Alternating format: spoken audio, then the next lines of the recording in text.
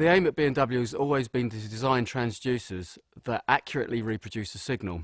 It's really quite easy to create a sound, but it's much more difficult to reproduce accurately a signal.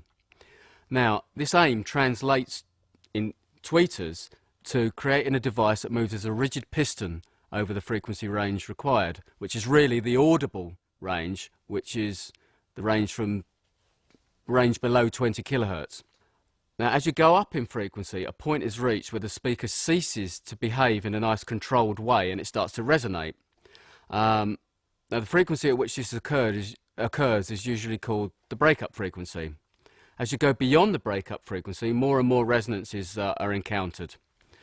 Now, the problem with resonance is that it really imparts a character to the speaker, which obviously then is not consistent with our aim of accurately reproducing a signal.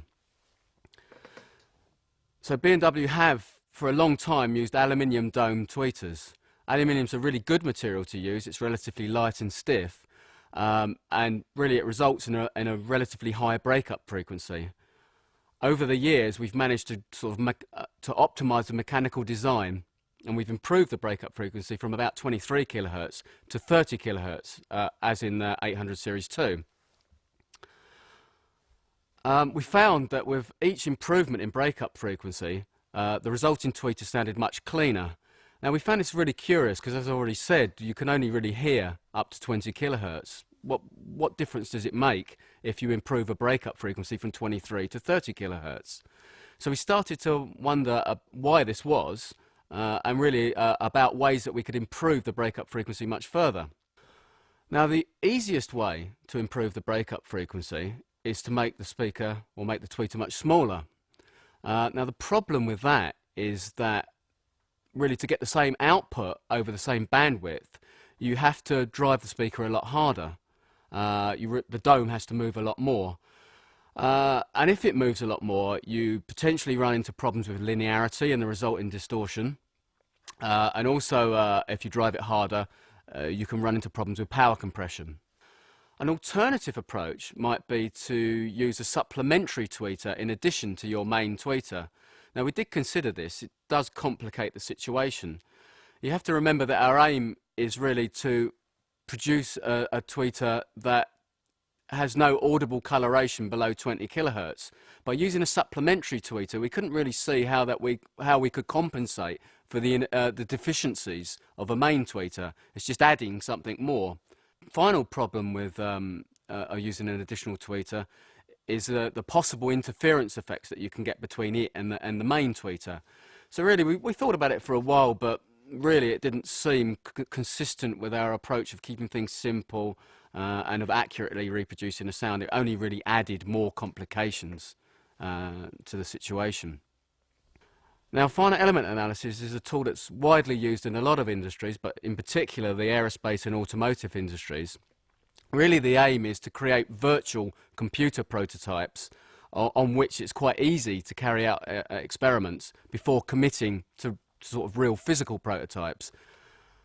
So by using finite element analysis, we're able to look at how a structure vibrates in detail, the acoustic field that results from the vibration, and as an aside, we're also able to look at the motor systems in loudspeakers. We're able to optimize the sensitivity, to improve the linearity, and to design the shielding that's appropriate for a system.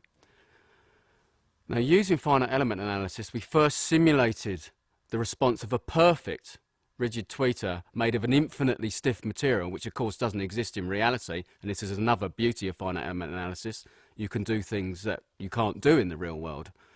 So we started to look at alternative materials that we could use instead of the aluminium. And there's quite a few materials that you could use, but the ultimate material to use from a rigidity, a kind of dynamic stiffness point of view, is diamond.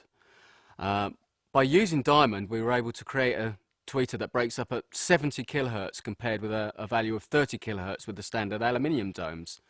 What this means is that when you compare the response of the diamond tweeter with the perfect hypothetical rigid tweeter, the responses are very similar below 20 kilohertz.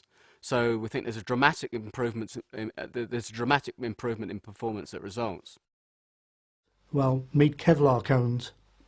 B&W were pioneers in so-called woven fibre cones, and the best material for this is Kevlar. Now Kevlar has good internal damping, and it allows just the right amount of resin to be added, so it makes it not totally stiff. Metal cones and cones with too much resin are very stiff, and consequently they ring like bells. Kevlar allows just the right kind of controlled breakup to occur. Now controlled breakup allows a central radiating area to smoothly reduce in size at just the right rate, and it also allows the outer regions to smoothly cancel out as you go to higher and higher frequencies. This is a consequence of so-called fourfold symmetry. We'll get onto that more later. But first let's look at what ordinary plastic cones do. Now on this demonstration we see an impulse being fed into the voice coil of a plastic cone, and we see a fast impulse moving to the surround, followed by slower impulses which get reflected from the surround, just like a sea wave being reflected off a sea wall. Now every time you can get a whole number of half wavelengths of the sound fitting in between the voice coil and the chassis, we get what is known as a standing wave, otherwise known as a resonance occurring, which gives a peak and a dip in the response. And because plastic cones are totally symmetrical all the way round, there's no possibility of cancellation, and the resulting resonances are highly audible. Now let's have a look at the way Kevlar behaves in comparison. What we see here is an impulse going into a Kevlar cone, and the first few frames of this show that the wave speed is different in different directions. In fact, I'll need my hands to explain this. With a Kevlar cone you've got woven fibres which are warp, weft and bias directions, and it's actually stiffer in the bias direction. And if you've got just the right amount of resin in, it's exactly the right amount of increased stiffness in the bias direction, which allows the resonances in that direction to cancel out the resonances in the other direction. Another way of looking at that is to use this kind of a plot, where each of these pictures is a scan across the whole of the speaker cone. The top one shows a plastic cone with a rolled surround, and the bottom one is our new FST surroundless Kevlar. And we see that even at this lowest frequency of this plot, the floppy surround has a problem. It looks like the surround is moving too much. The Kevlar, of course, with its FST surround, has no problem at all. It's moving as a perfect piston. And what's happening with the top cone is that we get exactly a quarter of a wavelength between the voice coil and the chassis. And because the surround is much floppier than the cone, the surround is taking up most of the movement. As we go through this demonstration, we see that what used to be called the first surround resonance is where we can fit in exactly a whole wavelength between the voice coil and the chassis. And once again, because the surround is the floppiest bit, it's taking up most of the movement and the cone is hardly moving at all. As we go up to higher and higher frequencies, we see in the plastic cone the behaviour which used to be called cone breakup. Now we've moved into the so-called mass-controlled region, where it doesn't matter how floppy the various bits are, only how massive they are. And the cone and the surround are similarly massive here, so you can't see where the cone ends and the surround begins. And we see every time we can get an exact number of half wavelengths fitting into this distance between the voice coil and the chassis, we get a resonance occurring, which colours the sound and affects the response curve. Looking at the lower picture, as we go to higher and higher frequencies, we see the characteristic square behaviour of woven fibre Kevlar cones. We get a central square radiating area which reduces in size, and outside that region is a fourfold symmetrical region where we get regions going up and regions going down, and they cancel out in the near field. Now, particularly at 4 kHz, the central radiating area has gone down to half, and at 6 kHz, the central radiating area has gone down to a quarter. So moving on then from mid-range units with its reducing area source, we move on to base units with their totally different set of requirements. Now, base units have to shift a lot of air, so they have to be big and they have to move a lot. They have to be very stiff so they don't bend while they're shifting the air. They have to have exactly the right mass for the sensitivity of the drive unit and to define the low frequency roll-off of the entire system.